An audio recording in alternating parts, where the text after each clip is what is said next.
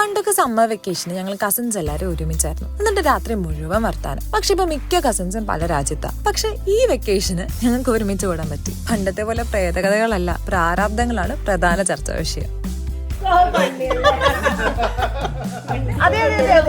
നാളത്തെ ഔട്ടിങ്ങിന്റെ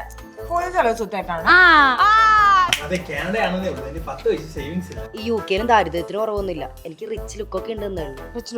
എന്താ കുഴപ്പം? കയ്യിൽ 5 പൈസയുടെ സേവിങ്സ് ഇല്ലാന്നേ. ടിക്കറ്റിന് എത്ര രൂപയെന്നറിയോ? നിങ്ങളുടെ ദാരിദ്ര്യം പറഞ്ഞിട്ടുണ്ടോ? പാറു ചേച്ചി എല്ലാ വർഷം നാട്ടിൽ വരികയും ചെയ്യും, ഒരു വീടും വെച്ച് ഒരു കാറും വാങ്ങും. ഇനി എല്ലാം കൂടി അതും പറഞ്ഞ് എന്നെ വധിക്കാൻ നിൽക്കണ്ട, ഞാൻ ചെലവില്ല. ചേച്ചി ഇതൊക്കെ എങ്ങനെ മാനേജ് ചെയ്തേ? അതെ, ഞാൻ ജോലി കിട്ടി പുറത്തു പോയപ്പോ തന്നെ KSFE പ്രവാസി ചിട്ടിയിൽ ഒരു ചിട്ടിക്ക് ചേർന്നായിരുന്നു. വലിയ തുകയുടെ ചിട്ടി ആയതുകൊണ്ട് പൈസ കയ്യിൽ നിന്ന് പോയില്ല, ചിട്ടി പിടിച്ച് വീട് വെച്ചു. KSFE കുറിച്ച് നെഗറ്റീവ് കമന്റ്സ് കാണാറുണ്ടല്ലോ.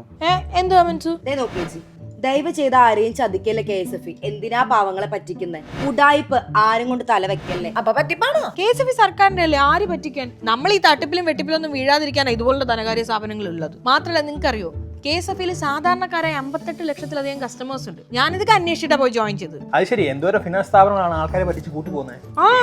ആ പേടി വേണ്ടല്ലോ. ഇതേ കമന്റ് കണ്ടോ?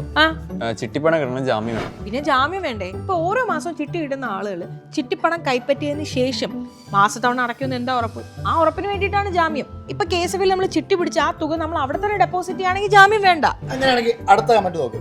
പിടിക്കുന്ന പണം പിൻവലിക്കണമെങ്കിൽ ആധാരം അവിടെ പണയം വയ്ക്കണം. എടാ രാഹുൽ, ഞാൻ പറഞ്ഞില്ലേ, KSFE ഇന്ന് കാലാവധിക്ക് മുമ്പ് ചിട്ടി പിടിച്ചു കഴിഞ്ഞാൽ ആ തുക മുഴുവൻ പിൻവലിക്കണമെങ്കിൽ മാത്രം നമ്മൾ ജാമ്യം കൊടുത്താൽ മതിയാവും. ഇപ്പൊ KSFEയിൽ സ്വർണം, പ്രോപ്പർട്ടി, സാലറി സർട്ടിഫിക്കറ്റ്, അങ്ങനെ ഒരുപാട് രേഖകൾ ജാമ്യമായിട്ട് കൊടുക്കാൻ പറ്റും. ഇപ്പൊ ഏതൊരു ധനകാര്യ സ്ഥാപനത്തിലാണെങ്കിലും നമ്മൾ പ്രോപ്പർട്ടി വെക്കുമ്പോൾ രേഖകൾ നോക്കില്ലേ, അതുപോലെയുള്ളൂ KSFEയിൽ. പിന്നെ ജനങ്ങളുടെ പൈസയല്ലേ, അതിന്റെ സുരക്ഷ ഉറപ്പാക്കുന്നതിന് വേണ്ടി ജാമ്യത്തിന്റെ കാര്യത്തിൽ ഒരു വിട്ടുവീഴ്ച അവർ ചെയ്യില്ല.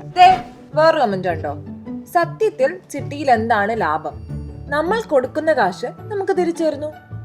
ശരിയാണല്ലോ. എന്താ ലാഭം? ഇപ്പൊ നിനക്കൊരു വീട് വെക്കണം, അപ്പൊ ഒരു വലിയ തുക വേണം. അപ്പൊ ചിട്ടി ആവുമ്പോൾ അത് വിളിച്ചെടുക്കാൻ പറ്റും. പക്ഷെ അതിന് പകരം ഒരു ലോണാണ് എടുക്കുന്നതെങ്കിൽ ആ ലോൺ തിരിച്ചടച്ച് കഴിയുമ്പോൾ ഏകദേശം ഡബിൾ തുക നമ്മൾ അടച്ചിട്ടുണ്ടാവും. അപ്പൊ ചിട്ടിയല്ലേ ലാഭം, പലിശയില്ലല്ലോ. അത് ശരിയാ. നമ്മളെ പോലെ ഈ പ്രവാസികളെ സംബന്ധിച്ചിടത്തോളേ ഹോം ലോൺ ഒക്കെ എടുക്കുന്നത് വലിയ റിസ്കാ. ചിട്ടിയാവുമ്പോ അതില്ല. ചേച്ചി, എനിക്കും KSFEയിൽ ചേരണം. എനിക്ക് ഡീറ്റെയിൽസ് അയച്ചു തരും. നിനക്ക് ഞാൻ നാളെ അയച്ചു തരാം. ഡീറ്റെയിൽസ് ഓൺലൈനിലൊക്കെ ഉണ്ട് അവർക്ക്, ഞാൻ എല്ലാം അയച്ചു തരാം. അല്ല, അവിടെയൊന്നും ചെയ്യാലോ. പിന്നെ അവിടെ ചെയ്യാം. അതെ, നമ്മൾ വിഷയത്തിൽ തന്നെ മാറും. ഞാൻ